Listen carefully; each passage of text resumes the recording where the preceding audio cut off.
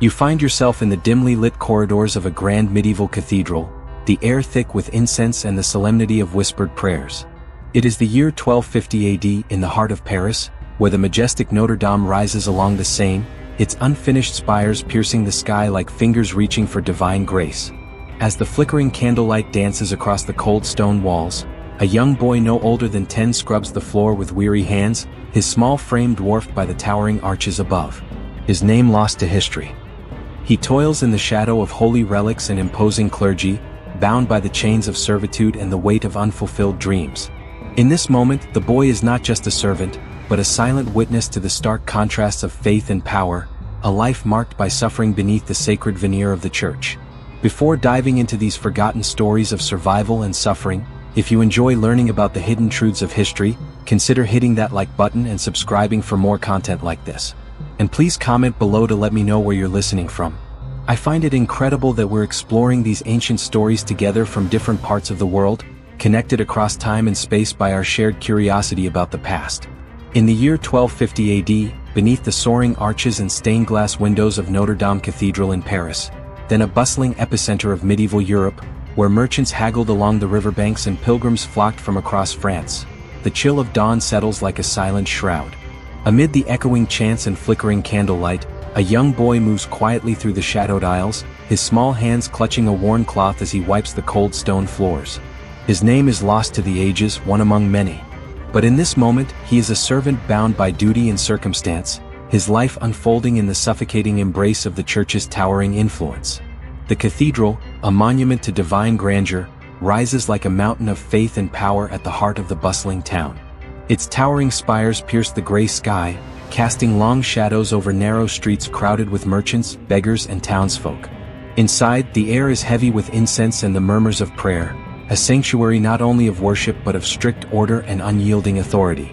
This is a world where the sacred and the secular entwine, yet the boy knows only the harshness that lurks beneath the holy veneer, a harshness rooted in the feudal society of 13th century France, where the church owned vast lands, collected tithes from starving peasants, and wielded more power than kings, shaping everything from justice to daily morals.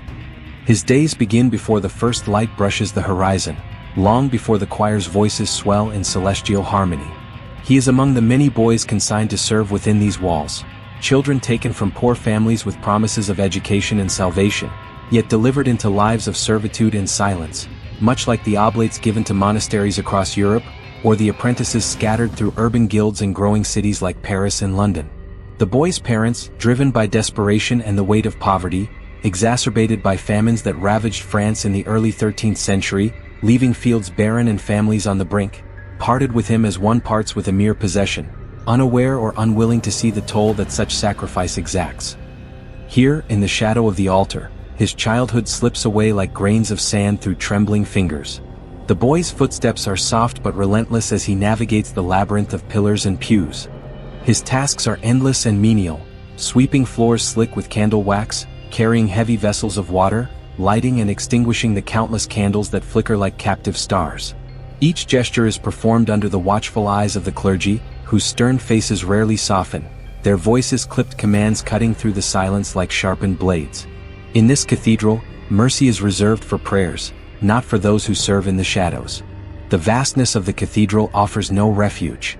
Its cavernous nave swallows the boy's small frame, making him feel insignificant beneath the grandeur designed to glorify God, a grandeur born from the Gothic architectural revolution sweeping Europe, where innovations like ribbed vaults and flying buttresses allowed walls to soar higher, flooding interiors with light through massive stained glass windows that depicted biblical tales to an illiterate populace.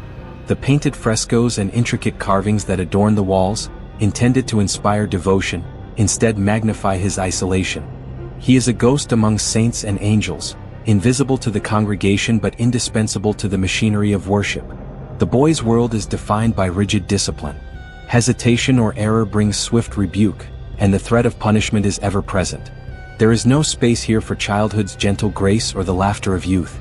As he moves through his daily routine, the boy's thoughts drift briefly beyond the cold stone and flickering flames.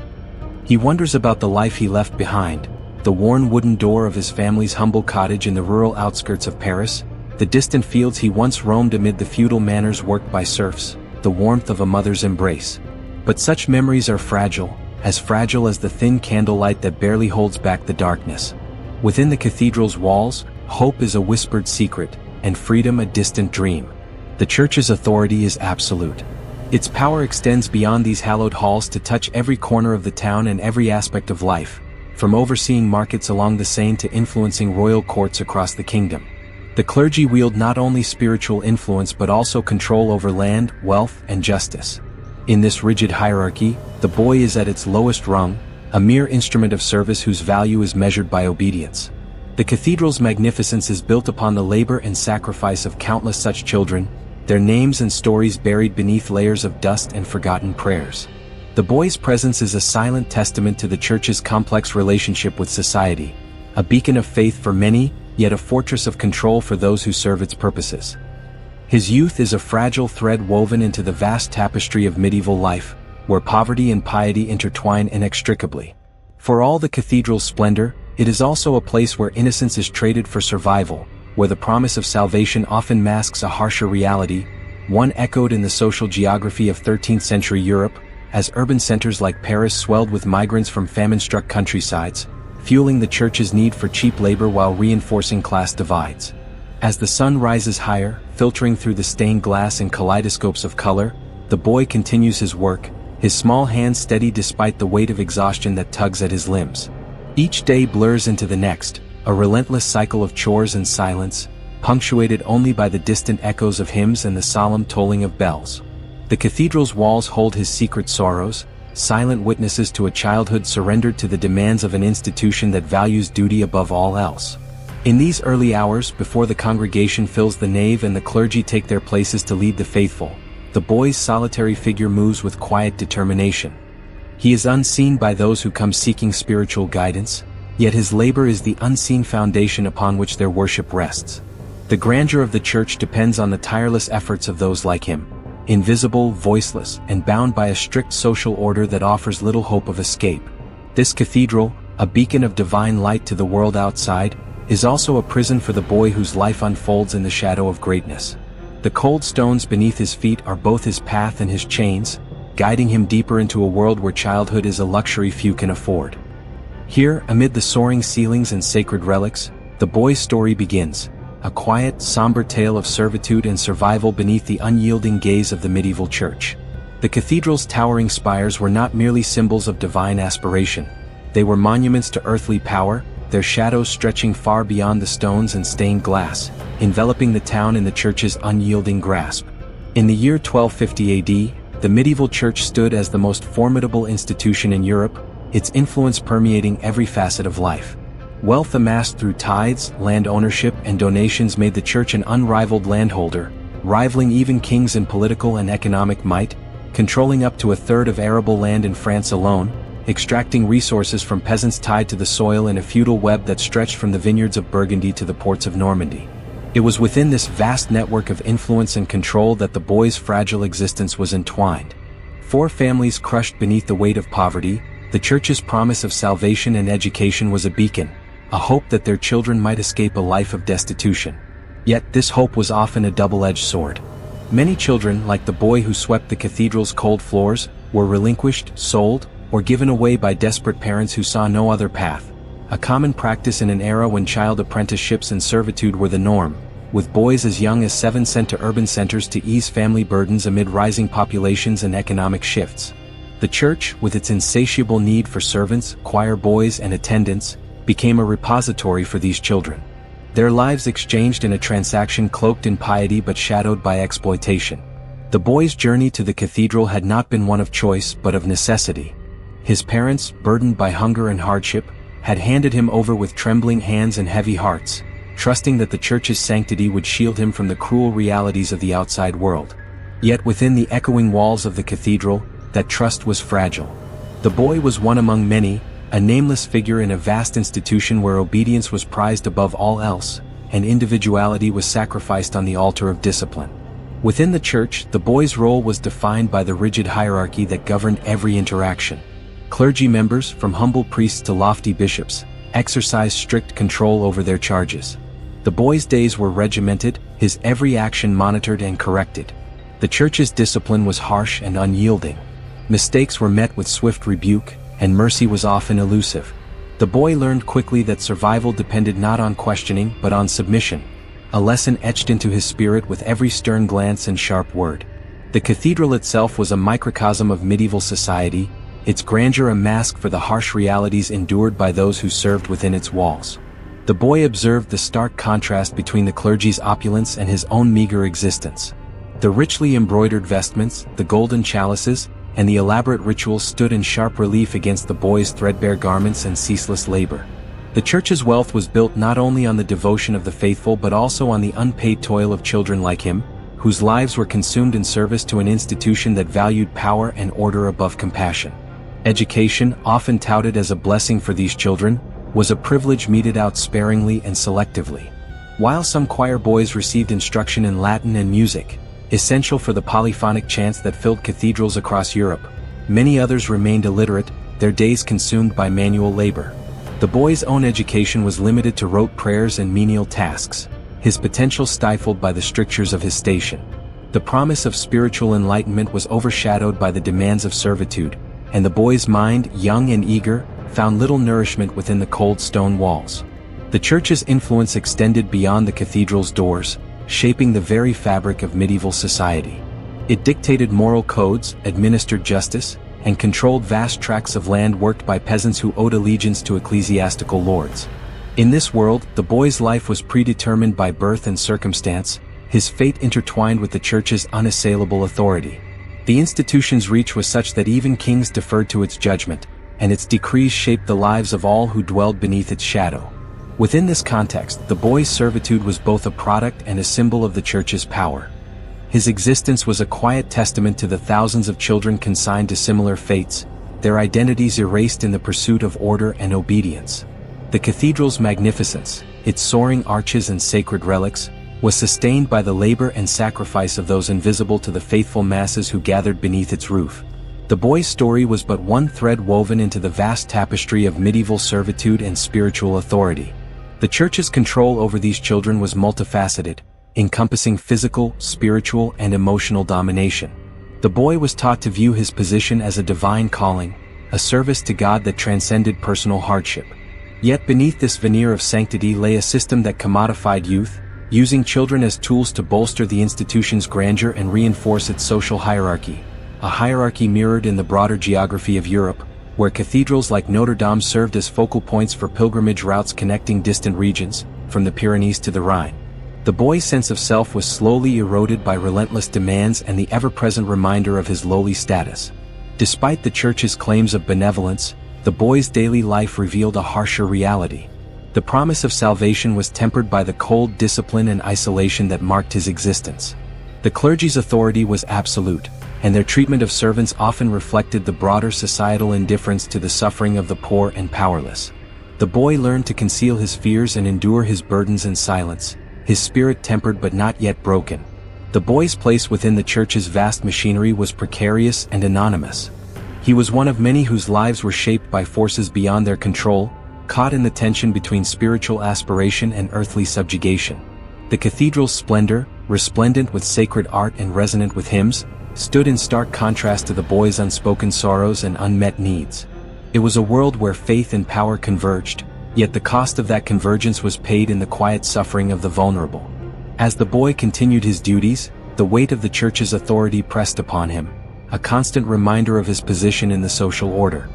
His days were marked by repetition and rigor, his identity reduced to that of a servant within an institution that prized order above all else. The boy's life, shaped by the church's vast network of power and control, was a reflection of the medieval world itself, a world where hope was scarce and survival demanded endurance. In this environment, the boy's vulnerability was both a product and a prisoner of the times. The church, for all its spiritual grandeur, was an institution deeply enmeshed in the politics and economics of medieval society. Its promise of salvation came with a heavy price for those who served in its shadow. The boy's story, unfolding within these walls, was emblematic of countless others, children whose lives were shaped by the intersection of faith, power, and poverty in a world that offered little mercy to the weakest among them. As the boy's days unfolded within the cathedral's towering walls, the rhythm of his life became a relentless cycle of servitude and surveillance. Each morning, before the first light filtered through the stained glass, he awoke to the cold stone floor of the servants' quarters, a cramped and shadowed space shared with others like him, children bound by circumstance and duty, echoing the communal dormitories found in monastic houses across Christendom. There was little comfort in these sparse accommodations: rough straw pallets, scant warmth, and the ever-present chill that seeped through cracks in the ancient masonry. Yet despite the harshness, the boy rose with quiet resolve, knowing that his survival depended on obedience and endurance. His daily routine was a litany of menial tasks, each performed under the unblinking gaze of clergy and overseers, who measured worth by efficiency and silence. The boy swept the vast nave, his broomstrokes echoing against the stone like a mournful chant. He carried heavy pitchers of water to wash the altar, polished brass candlesticks until they gleamed, and arranged the pews with meticulous care. No corner of the cathedral was beyond his reach, and no task too small to escape scrutiny. Failure was met not just with reprimand but with punishment, a harsh reminder that in this sacred place, discipline was paramount, much like the corporal corrections common in medieval schools and households throughout Europe. The cathedral itself was a world of contrasts. Its grandeur and solemn beauty stood in stark opposition to the boy's bleak existence. The lofty ceilings, painted with scenes of heaven and scripture, seemed to mock the boy's smallness and vulnerability. Choirs of boys trained in sacred song filled the air with ethereal melodies, their voices rising in praise and devotion, polyphonic harmonies that were innovating in 13th century France, blending Gregorian chants with new musical forms that spread cultural unity across borders. Yet the boy was not among them. His place was not among the singers or the learned, but in the shadows, performing the invisible labor that made worship possible. The gulf between the boy's reality and the cathedral's sanctity was a chasm that widened with every passing day. Surveillance was constant and unyielding. The clergy maintained strict order, their eyes sharp for any sign of disobedience or weakness. The boy moved cautiously, aware that a misstep could invite censure or worse.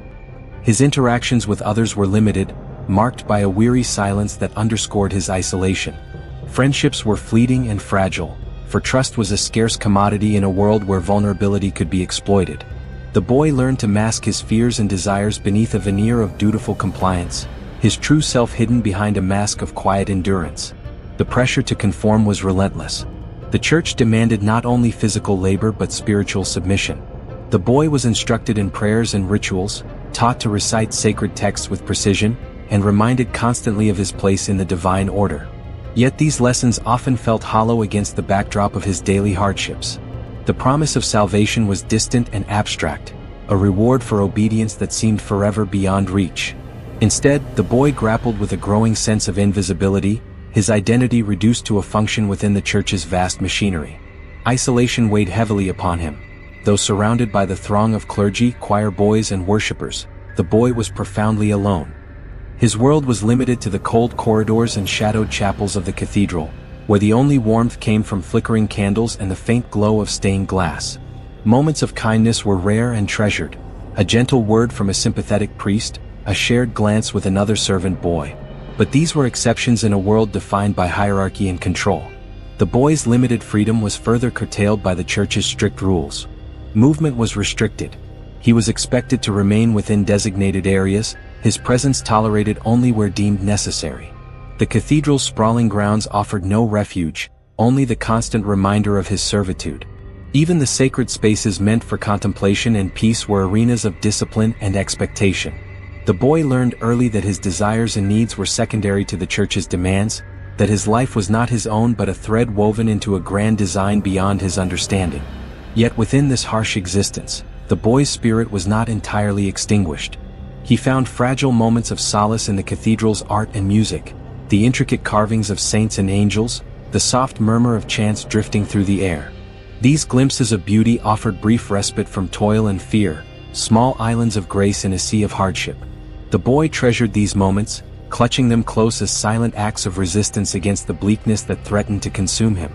Despite the weight of his circumstances, the boy's curiosity and yearning persisted. He observed the rituals with a quiet attentiveness, wondering about the mysteries they sought to unravel. His mind, though burdened by labor, retained a flicker of wonder and hope. The cathedral, for all its demands, was also a place of stories and symbols, and the boy found himself drawn to these glimpses of a world beyond his immediate suffering. In these quiet reflections, he nurtured a fragile dream of a life not defined solely by servitude. Yet the boy's reality was unyielding. Each day he was reminded of the gulf between his dreams and his existence. The church's grandeur was sustained by countless children like him, whose names were forgotten and whose stories remained untold. The boy's struggle was emblematic of a system that prized order and obedience above compassion, where innocence was sacrificed on the altar of discipline. His life was a testament to the harshness of a world ruled by rigid hierarchy and unrelenting authority. Within the cathedral's vast and shadowed halls, the boy continued his unseen labor, his small figure moving steadily through the cycles of duty and discipline. His spirit, though battered, held fast to the faintest glimmers of hope and resilience. Within the cathedral's towering walls, beneath layers of incense and hymn, the boy's fragile existence darkened as shadows of abuse crept into his daily life. The church, a sanctuary for the faithful, harbored a harsher reality for those like him. Children bound not only by servitude but by suffering, in an era where hierarchical power often bred exploitation, as seen in scattered historical accounts of mistreatment in ecclesiastical settings across Europe. What began as silent endurance soon became a battle against the cruel hands and harsh words of those sworn to guide souls, yet blind to the innocence they crushed. The boy had learned early that the church's discipline was unforgiving, but the line between correction and cruelty blurred with alarming ease. Clergy members, entrusted with spiritual care, sometimes wielded their authority as a weapon. Physical punishment was meted out, not merely for disobedience but often arbitrarily, a reminder of the boy's place in the strict hierarchy, reflecting broader patterns of corporal discipline in medieval institutions from England to Italy. Striking hands, harsh lashes from rods, and cold, accusing gazes became part of his daily reality. Each inflicted pain was a wound not only on flesh but on spirit, chipping away at the boy's sense of safety and self. The boy's suffering was rarely witnessed by others. The cathedral's vastness provided cover for secrets, and fear silenced many who might have offered solace. Punishments were administered in secluded chambers or shadowed corners, where the boy's cries were muffled by stone and secrecy. The clergy, revered by the town and feared by those beneath them, maintained a facade of holiness that masked the abuses hidden within. To speak out was unthinkable. The boy knew that resistance could invite harsher torments or banishment from a world that was already narrow and unforgiving. Emotional abuse accompanied the physical. The boy was often the target of cruel words and derision, his failures magnified, his worth questioned. Clergy members, their tempers sharpened by authority and disdain, mocked his youth and poverty, reminding him that he was a servant, nothing more. The boy internalized these messages, the harsh judgments weighing heavily on his fragile self-esteem. The cathedral's grandeur seemed to mock his suffering, its sacred beauty indifferent to the pain endured by those who labored unseen. Isolation deepened as the boy withdrew into himself, seeking refuge from the relentless pressures and abuses. He learned to hide bruises beneath coarse clothing, to mask tears behind a stoic expression.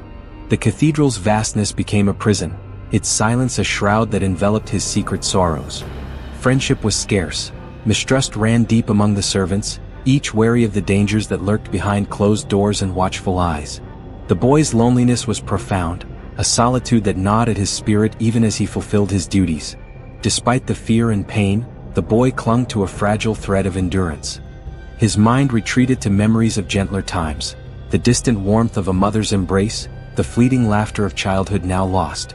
These recollections, though faint, were lifelines amid the darkness, small sparks of light in a world otherwise dominated by suffering. In whispered prayers and secret moments, the boy sought solace in faith, hoping for mercy not granted by men but promised by God. The boy's plight was a reflection of a wider tragedy within the church's walls. Many children like him bore similar scars, their suffering a hidden cost of the institution's power. The church's vastness and authority created a system where abuses could flourish unnoticed, protected by tradition and fear. The boy's story was one among countless untold narratives, silent cries swallowed by the cathedral's stone and sacred rituals. The weight of abuse pressed not only on the boy's body but on his emerging identity. The innocence of youth was eroded, replaced by a weary vigilance born of necessity. Trust became a dangerous luxury, and hope a fragile, elusive dream. The boy's spirit, though battered, resisted complete surrender, holding on to the faintest glimmers of resilience amid the storm of torment. In moments of quiet solitude, the boy sought refuge in the cathedral's hidden corners, the cool shadow beneath a carved arch, the quiet stillness of a forgotten chapel. Here, away from watchful eyes, he allowed himself brief respite, a momentary escape from the harshness of his existence. The flickering candlelight cast dancing shadows on ancient stone, and for a fleeting time, the boy imagined a life beyond pain and servitude. Yet the cathedral's walls were unyielding and the boy's torment continued. The clergy's authority was absolute, their judgment swift and often merciless.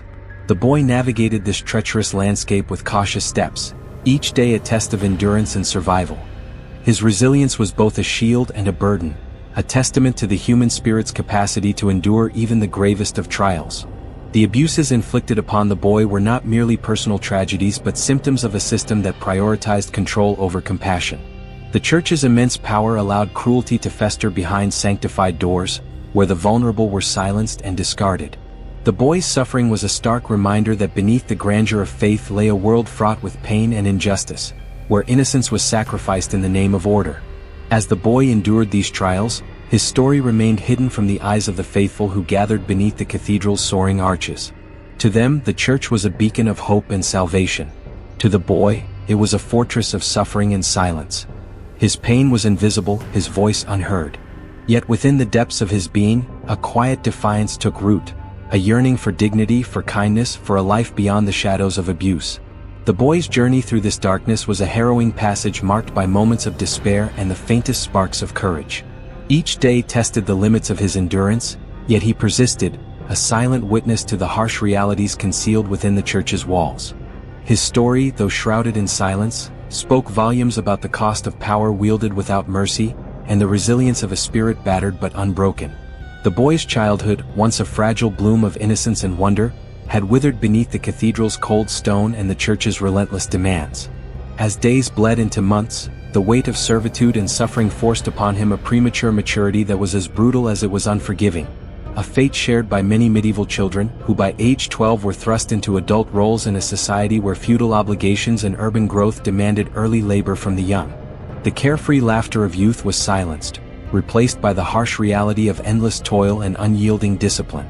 In this sacred but merciless place, the boy was compelled to abandon the tender remnants of childhood and adopt a hardened resolve to survive. The tasks that once might have seemed simple became heavy burdens, not merely in labor but in the toll they exacted on his spirit. Each chore, from scrubbing floors to tending flickering candles, was a reminder that his worth was measured only by service and obedience. The Church's towering hierarchy brooked no weakness. The boy was expected to perform, to endure, and to remain invisible beneath the grandeur of worship. The boundaries between child and servant blurred until they vanished entirely, replaced by a role that demanded submission and silence. His body, though still small, bore the marks of this forced maturity. The boy moved with a cautious steadiness, betraying a weariness far beyond his years. The bruises and scars, visible and hidden, spoke of punishments endured and dangers faced. Yet it was the invisible wounds, the erosion of hope and identity, that weighed heaviest. The boy's gaze, once bright with curiosity, now held a guarded emptiness, a reflection of the heavy price exacted by the Church's unyielding expectations. The psychological toll was profound. The boy wrestled with a growing sense of loss, not only of childhood but of self. The relentless demands of servitude stripped away the freedom to dream, to question, to simply be. The Church's doctrine of obedience was a cage as confining as the stone walls that surrounded him, shaping his thoughts and actions with an unrelenting hand. The boy learned to suppress his fears and desires, to mask his pain with quiet endurance, lest he invite further punishment or scorn. In this crucible of hardship, the boy's identity was fragmented. He was no longer simply a child but a servant shaped by the Church's will, a vessel for its rituals and power. The roles assigned to him left little room for individuality or growth. His name, his dreams, his very essence were subsumed beneath the weight of expectation. The boy became a shadow within the cathedral's vastness, his existence defined by duty and deprivation rather than by the promise of life. Yet beneath this forced maturity, the boy's spirit retained a fragile flicker of resistance. Though shaped by hardship, he clung to the faintest hope that somewhere beyond these walls lay a life unbound by suffering. This hope was a quiet rebellion against the harsh reality imposed upon him, a silent assertion that despite all, he remained human. In stolen moments of solitude, the boy allowed himself to remember the warmth of his family's embrace, the taste of fresh air beyond the town's confines, the laughter that once filled his days. But such moments were fleeting, easily overshadowed by the unrelenting demands of his existence. The church's authority brooked no defiance, and the boy learned that even a glimmer of hope could be dangerous. His dreams were fragile constructs, vulnerable to the harsh winds of discipline and neglect. The cathedral's grandeur was a constant reminder of the gulf between his reality and the promise of salvation, a promise that often felt like a distant, unattainable dream. The boy's forced maturity also brought with it a creeping sense of isolation. As childhood faded, so too did the possibility of companionship and joy. Friends were scarce, and bonds difficult to forge in a world where trust was a liability. The boy moved through his days largely alone, his interactions limited to brief exchanges with other servants or the distant glances of clergy. This solitude deepened the sense of loss, emphasizing the stark divide between the innocence he had lost and the harsh world he now inhabited. The church's demands left little room for vulnerability or expression. Emotions were to be hidden, needs suppressed, and pain endured in silence. The boy learned to wear a mask of calm, concealing the turmoil within. This emotional restraint was a survival mechanism, a shield against further harm in a place where weakness often invited exploitation. Yet beneath this mask, the boy's inner world was a tumult of fear, sorrow, and longing, a silent storm invisible to those around him. Despite these hardships, the boy's resilience endured. His spirit, though battered, was not broken. The forced maturity that shaped him was a harsh teacher, yet it also forged a strength born of necessity. In the face of relentless adversity, the boy cultivated an inner fortitude that sustained him through long days and darker nights. This resilience was a testament to the human capacity to endure even when hope seems distant and the future uncertain. The loss of childhood was not merely a personal tragedy but a reflection of a broader system that demanded sacrifice from the most vulnerable. The boy's transformation from innocent child to hardened servant was emblematic of a world where poverty and power intersected to shape destinies with little regard for compassion. The church, for all its spiritual grandeur, exacted a heavy toll on those who served within its shadow, demanding maturity before its time and silencing the cries of youth. Within the cathedral's vast and echoing chambers, the boy's story was one of many, countless children whose lives were shaped by hardship and loss. Their innocence surrendered to the unyielding demands of an institution that prized order over empathy. The boy moved through this world with quiet determination, a fragile figure navigating a landscape where childhood was a luxury few could afford. And so, beneath the soaring arches and sacred relics, the boy's journey continued, a journey marked by the painful shedding of youth and the forging of a resilience that would carry him forward, even as the shadows of the cathedral closed ever tighter around him. Amidst the relentless demands and suffocating discipline that marked the boy's existence within the cathedral's towering walls, faint glimmers of resistance flickered like fragile candles against the encroaching darkness.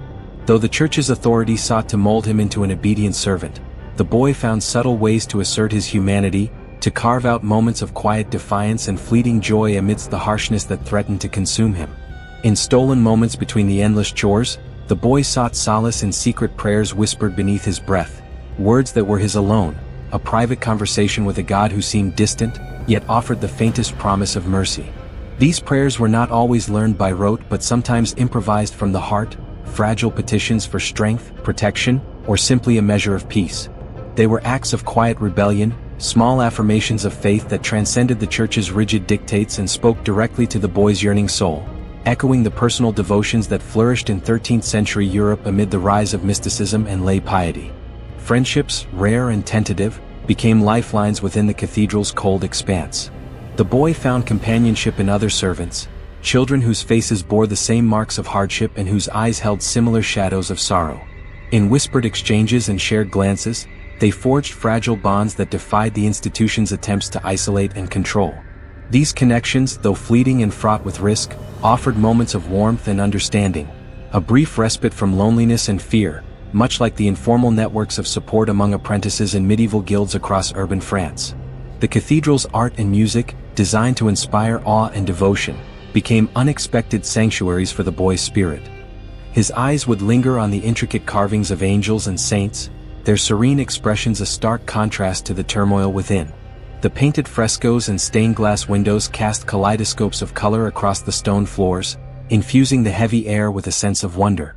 In these moments, the boy glimpsed a world beyond his suffering, a world of beauty, mystery, and possibility that kindled a fragile hope within his heart. The choir's ethereal melodies, rising and falling like a sacred tide, stirred something deep within the boy. Though he was not among the singers, the music spoke to his longing for freedom and grace. It was a language beyond words, a balm for the wounds inflicted by labor and neglect. The boy would pause in his duties to listen, allowing the harmonies to wash over him, momentarily lifting the weight that pressed upon his young shoulders. These acts of quiet resistance were not without danger. The church's strict order brooked no deviation, and even the smallest displays of independence could invite scrutiny or punishment. The boy learned to conceal his prayers, friendships, and moments of wonder beneath a careful mask of obedience. Yet these fragile rebellions sustained him, offering a measure of agency in a world that sought to deny his very humanity. The boy's yearning for a life beyond servitude also manifested in dreams, silent visions of fields bathed in sunlight, of laughter shared beneath open skies, and of a family reunited in warmth and love. These dreams were fragile, often shattered by the harsh realities of his daily existence. Yet they persisted as a quiet rebellion against despair. In the privacy of his thoughts, the boy nurtured a hope that someday, somehow, he might escape the cathedral's shadow and reclaim the innocence stolen from him. In the face of relentless hardship, these moments of quiet resistance revealed the boy's indomitable spirit. Though battered by abuse and burdened by duty, he refused to be wholly consumed by his circumstances. His small acts of defiance, prayers whispered in secret, friendships forged in silence, and the simple act of noticing beauty amid suffering, were expressions of resilience that transcended the strictures imposed upon him. The cathedral, for all its grandeur and authority, could not extinguish the flicker of hope that burned within the boy's heart. In its vastness, where power sought to dominate and suppress, the boy's spirit found ways to endure and assert itself. These moments, though fleeting and fragile, were profound testaments to the human capacity for resistance and survival in even the bleakest of environments. As the boy navigated the arduous path of servitude, these small acts of rebellion offered not only solace but a quiet assertion of identity. They were reminders that beneath the layers of duty and discipline lay a human soul yearning for freedom, connection, and meaning. In the cathedral's shadowed halls, amidst the echoes of prayers and the weight of stone, the boy's story unfolded as a delicate balance between submission and defiance, suffering and hope. These quiet sparks of resistance, though often unseen and unheard, were the threads that wove resilience into the boy's being. They sustained him through long days and darker nights, offering a fragile promise that even in a world defined by power and control, the human spirit could endure and perhaps one day prevail. The boy's fragile resilience began to falter as the relentless hardships of his life within the cathedral wore heavily upon his body and spirit. The cold stone floors he swept each day, the endless hours bent over candles and vessels, and the meager rations he consumed could no longer sustain the fragile flame of health flickering within him. Illness crept quietly, an invisible adversary that gnawed at his strength and deepened the shadows that already clung to his small frame. Diseases like tuberculosis or malnutrition rampant in overcrowded medieval cities, where poor sanitation along rivers like the Seine bred contagion among the vulnerable. The cathedral, majestic and imposing, offered no sanctuary from sickness. The boy's ailments, fevers that left him shivering beneath thin blankets, coughs that rattled his chest in the silence of the night, were met with indifference or suspicion. To the clergy and overseers, he was a mere servant, a tool to be used and discarded as needed, not a child deserving of care or compassion. His suffering was a quiet echo lost amid the chants and rituals that filled the vast nave. Medical knowledge in this time was rudimentary at best, and the boy's condition, likely a combination of malnutrition, exhaustion, and infection, deteriorated without proper treatment. The infirmary, if such a place could be called that, was a cold chamber where the sick were left to endure pain in solitude.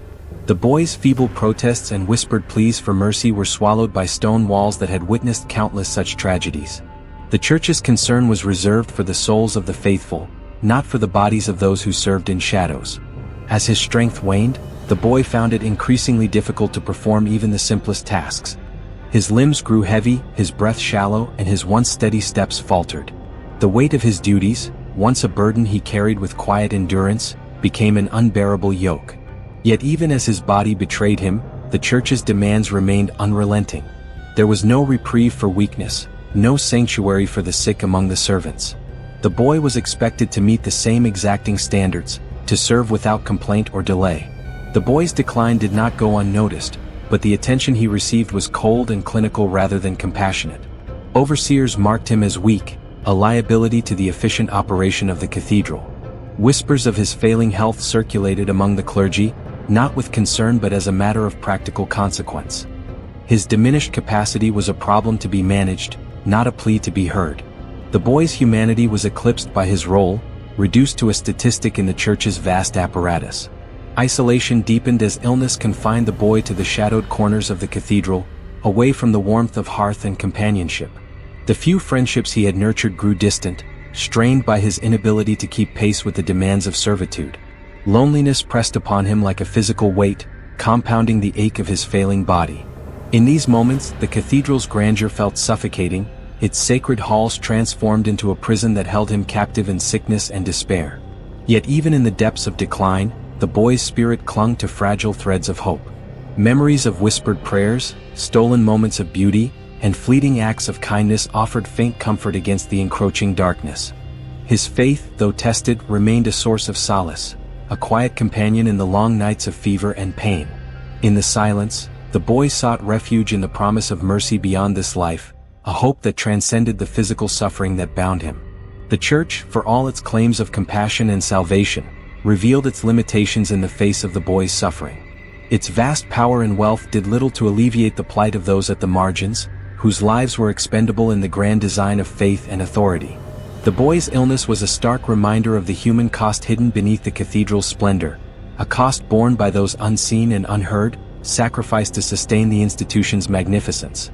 As the boy's health continued to deteriorate, the boundaries between life and death blurred. Each breath became a fragile victory against the tide of illness that threatened to consume him. His body, once resilient in the face of hardship, now trembled under the weight of exhaustion and neglect. The cathedral's cold stones bore silent witness to his decline, indifferent to the fading light within one small servant's soul. In these final stages, the boy's story was a quiet testament to the fragility of life amidst the grandeur of faith and power. His suffering, though concealed by the cathedral's vastness, echoed the experiences of countless others who bore the burdens of servitude and neglect. The Church's indifference to his plight underscored the harsh realities faced by those at the lowest rungs of medieval society, where survival was a daily struggle and mercy a scarce grace. The boy's fading strength was a somber reflection of a world where innocence was routinely sacrificed to the demands of authority and order. His body, worn thin by labor and illness, embodied the vulnerability of those caught in the intersection of poverty, power, and faith. The cathedral, a monument to spiritual aspiration, stood as both sanctuary and prison, a place where suffering was both hidden and endured in silence. As the boy lay weakened in the shadowed recesses of the cathedral, the life that had begun with hopeful innocence approached a quiet, uncertain end. His story, woven into the fabric of the Church's vast history, remained largely untold, a whispered sorrow beneath the echoes of prayer. Yet within this silence, the boy's experience spoke profoundly of the human cost embedded in the grandeur of medieval faith, a cost borne by the vulnerable, whose lives flickered briefly before fading into the annals of forgotten history. The boy's final breath slipped quietly beneath the soaring arches of the cathedral, a life extinguished far from the warmth of family or the comfort of friendship. His death was but a faint ripple in the vast, unyielding current of the medieval Church's history, a single anonymous loss amid countless others whose names were never recorded, whose stories were swallowed by time and silence. Within the grandeur of the cathedral, his passing went unnoticed by the throngs of worshippers, overshadowed by the splendor of faith and the ceaseless rituals of devotion. His body lay in a cold, unadorned corner, far from the altars and relics that drew the faithful in reverence. No mournful procession marked his departure. No tearful lament echoed through the nave. The boy, once full of fragile hope and quiet resilience, became one more forgotten soul bound to the institution that had shaped and ultimately consumed him. His absence left no void in the Church's vast machinery, only a silent testament to the countless lives sacrificed in its name. The cathedral's walls, witnesses to centuries of faith and power, held no memory of the boy beyond the faint imprint of his footsteps on the stone floors, the shadows cast by flickering candles he once tended. The grandeur of the Church, its soaring ceilings and sacred art, concealed the human cost embedded in its foundation, the lost childhoods, the silent sufferings, the nameless servants who sustained its magnificence. The boy's story, like so many others, remained a hidden thread woven into the fabric of history, invisible yet integral. In the broader narrative of medieval Christendom, the boy's life and death were eclipsed by tales of kings and popes, saints and sinners, battles and miracles. His existence was a quiet footnote erased by time and overshadowed by the church's grand designs. Yet within this obscurity lay a profound truth. Behind every great institution are countless individuals whose sacrifices remain unacknowledged, whose pain is silenced beneath the weight of authority and tradition. The boy's journey, marked by hardship, loss, and fleeting moments of hope, reflects a universal story of those caught in the crosscurrents of power and poverty. His servitude was both a product and a symbol of a world where innocence was commodified, where survival demanded endurance beyond what should be asked of any child. His death, though unremarked upon, challenges us to remember the human lives hidden beneath history's grand edifices. Though the boy's life ended in anonymity, his story endures as a poignant reminder of the cost borne by the vulnerable within powerful institutions. It calls us to recognize the countless forgotten souls whose labor and suffering sustain the Church's spiritual and temporal authority. Their lives, though erased from official records, deserve acknowledgement and compassion, a testament to the resilience of the human spirit amid systemic cruelty. In the quiet aftermath of his death, the cathedral continued its ceaseless cycle of worship and ceremony, oblivious to the boy who once served within its walls. The candles burned, the choirs sang, and the faithful prayed, carried forward by rituals that masked the suffering beneath. Yet, if one listens closely within the cathedral's vast silence, there is a faint echo, a whisper of lives like the boy's enduring beyond the stone and stained glass. This echo invites reflection on the intersection of faith, power, and humanity. It urges us to see beyond the grandeur and to acknowledge the hidden sacrifices that underpin history's great institutions. The boy's narrative, though shrouded in silence, challenges the comfortable narratives of glory and salvation, revealing instead a complex tapestry woven with pain and endurance. His story serves as a solemn meditation on the countless lives lost to servitude and neglect, a human cost too often obscured by the passage of time. It reminds us that history is not only composed of the deeds of the mighty but also of the silent endurance of the powerless. To honor the boy is to honor all who have suffered unseen, to bear witness to their humanity, and to carry their memory forward. In the end, the boy's life and death stand as a fragile testament to resilience in the face of overwhelming adversity. His existence, though fleeting and uncelebrated, affirms the enduring presence of the human spirit beneath the weight of history. His story, whispered through the ages, calls upon us to remember not only the edifices of faith but the individuals whose lives gave them meaning, however quietly, however briefly.